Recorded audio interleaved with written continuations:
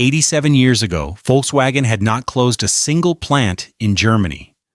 Then, in October 2024, Daniela Cavallo, the boss of the Works Council, the company's most important power, came onto the stage in Wolfsburg and told 10 production sites and 300,000 workers that the record run of success was over. 3 plants. Tens of thousands of jobs. The IG Metal Union director called it a deep stab in the heart of the workforce.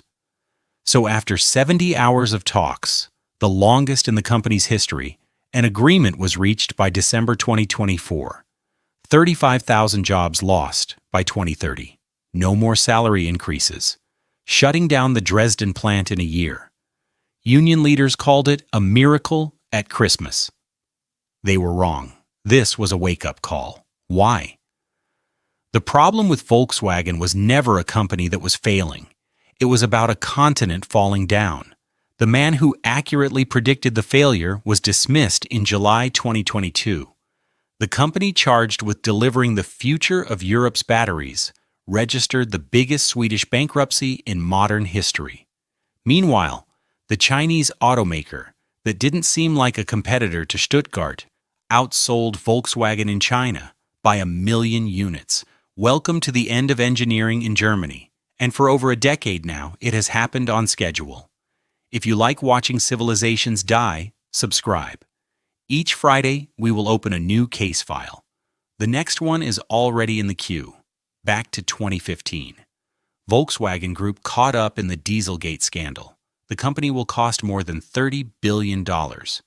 Fearing the potential fallout, the board hires BMW CEO Herbert Diess, and the man can read the writing on the wall.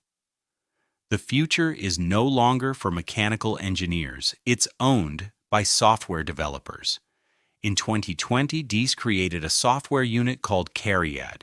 His aim is ambitious: to create one operating system for all of the Volkswagen Group's brands, including Volkswagen, Audi, Porsche, Bentley, Lamborghini, Skoda, and Seat. Cariad is planned to be the second largest software company after SAP. The idea is put into practice and it turns out to be a disaster. Cariad expands rapidly to 6,000 employees, many of whom are not automotive experts. The recruitment sources interviewed years later would say would take no more than 24 hours. We hired everyone who could carry a laptop. Audi people built structures for Audi. Porsche folks for Porsche. Volkswagen people designed Volkswagen systems. One engineer reported having 17 status meetings per week. The team was making presentations instead of code. By 2022, Cariad's problems had delayed the launch of the new electric Porsche Macan, the Audi Q6 e-tron, Bentley's electrification, and the flagship project Artemis by 2 years to 2027. The 2026 launch of the Level 4 autonomous vehicle platform was quietly pushed back to 2030. Volkswagen is pumping a total of $14 billion into Cariad. In July 2022, the Porsche and Piëch families, who actually control the VW Group's boardroom, unanimously vote to fire Herbert Diess. He learns of this in Tennessee, jet-lagged. He has 24 hours to answer. September is done. But his replacement, Oliver Bloom, understands the situation. He's a solid player, a good team player. Diess, his predecessor, had warned the board again and again. If Volkswagen wants to remain competitive with Tesla, it has to move at its speed. The board wanted peace. They got neither. The European backup plan was supposed to be a Swedish company called Northvolt. 2 former Tesla executives, Peter Carlsson and Paolo Cerruti, founded it in 2016. The mission was simple and patriotic: build Europe's answer to China's CATL and BYD. By 2024, Northvolt had raised over $13 billion from Goldman Sachs, the Canada Pension Plan, BMW, and Volkswagen, which held a 21% stake. It was the most funded startup Europe had ever produced.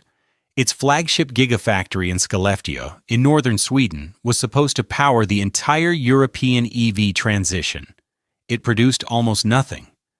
In late 2023, leaked third-quarter numbers showed Northvolt had delivered less than half of 1% of its planned annual capacity. The factory was running at 5% of designed output. The company was burning through $100 million every month. In June 2024, BMW canceled a €2 billion battery order. Northvolt was already 2 years late on deliveries. Workers reported safety failures, production lines that didn't function. A Swedish state TV investigation later concluded that almost everything Northvolt had publicly produced was actually assembled from intermediate materials bought from other companies. On November 21, 2024, Northvolt filed Chapter 11 in the United States. The filing showed $30 million in cash, enough to operate for 1 week, and $5.8 billion in debt. Peter Carlson resigned the next day.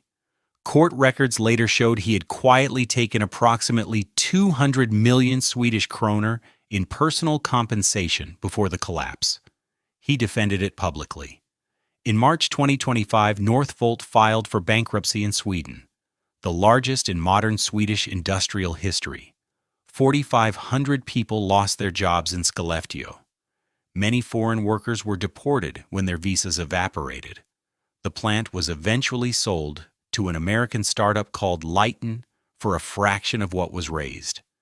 Volkswagen's 21% stake was wiped out. While Europe's flagship battery company was burning, China was building.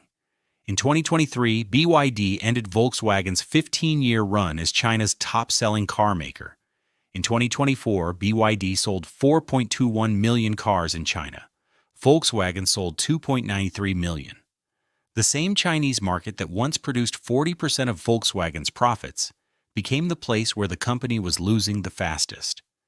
The European Union introduced tariffs on Chinese EVs, up to 35% on imported electric vehicles, but BYD quickly opened an assembly plant in Hungary, beyond EU borders, and thus outside EU jurisdiction.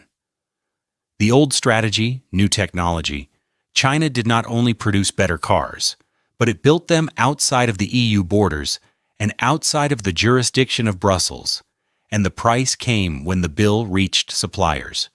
By the end of 2025, the world's largest auto supplier, Bosch, was planning to lay off 22,000 jobs in Germany until 2030. ZF Friedrichshafen, 14,000 by 2028. Continental Global, 7,100 across the world. And Schaeffler Group, 4,700 in Europe. In one single year, the four companies accounted for even larger layoffs than during the whole period of pandemic. According to the Association of German Automotive Industry, 55,000 jobs were slashed from automotive sector in the course of 2 years. Employment reached its lowest level since 2013. The empire was not conquered, it was decommissioned bit by bit on its own balance sheet. Now for something the EU bureaucrats do not want to admit publicly. German automotive sector did not lose the electric vehicle race to China because the latter worked harder. It lost it because it built better. For over 15 years, China quietly amassed rare earth resources, mastered the cathode chemistry, constructed the cell manufacturing capacities, and recruited gigafactory talent. While Wolfsburg perfected the next-generation diesels, the entire supply chain was being moved to another continent. An auto company can survive a bad CEO. It can survive a bad year or a recession, but it cannot survive 5 years of living in the past. Empires do not fall when their enemies invade. They fall when the builders abandon them. Next case file opens Friday. Subscribe so you won't miss it.